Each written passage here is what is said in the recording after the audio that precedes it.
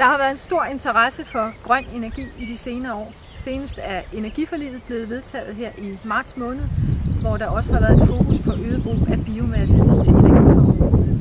På landbrugsjord der er det specielt energipil og poppel, som det drejer sig om. Og her står vi i en mark med energipil, som er blevet høstet i vinteren 2011. Så den tilvækst, vi ser her, er kommet siden da.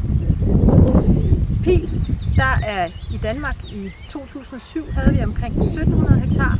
Sidste år var vi nået op på 5.000 hektar, så det har der været en god interesse for.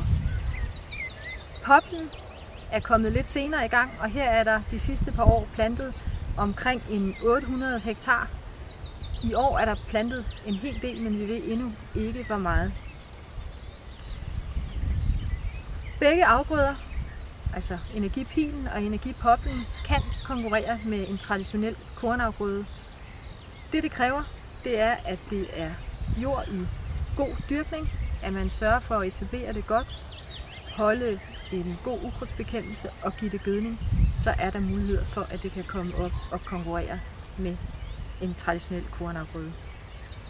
Det vil sige, det duer ikke at tage et stykke gammel brakmark, lige vende det en gang, og så stikke nogle pinde i, og ikke kigge mere på det. Så er det i hvert fald ikke økonomisk attraktivt. Til de her energiafgrøder findes der en række tilskud, som er med til at gøre det attraktivt. Der er et etableringstilskud til energipil og poppel på 4200 kroner i etableringsåret, som det ser ud lige nu. Derudover kommer der i de efterfølgende år et produktionstilskud på 500 kroner.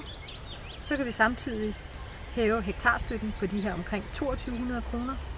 Og så er der mulighed for i de år, hvor man ikke skal bruge kemi, og hvor man kan klare sig med maks 75% af kvælstofnormen, som er på 120 kg for begge afgrøder, og søge noget, der også hedder ekstensiv landbrug, som oveni giver 820 kroner om året.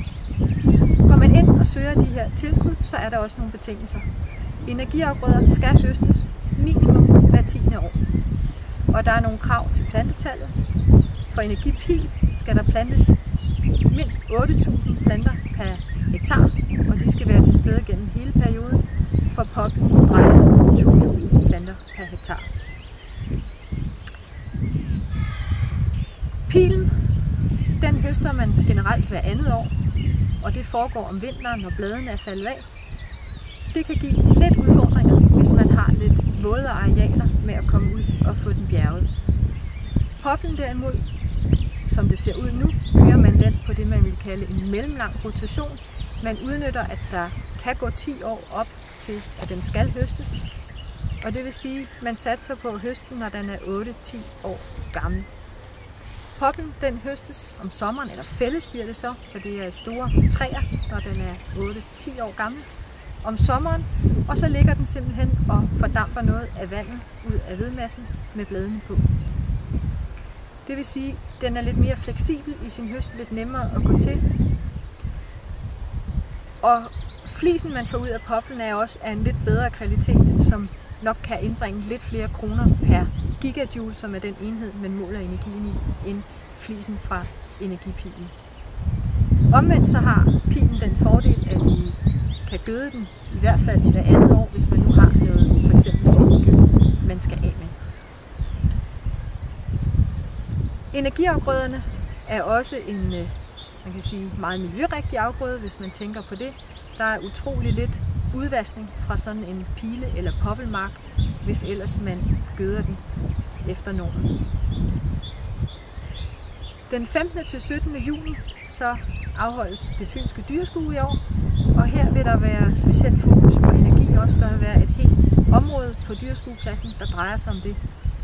Og i Centrovejses stand på dyrskuet har vi også taget det op som emne i år blandt andet. Vores stand er flyttet i år, så du finder os tæt på hovedindgangen.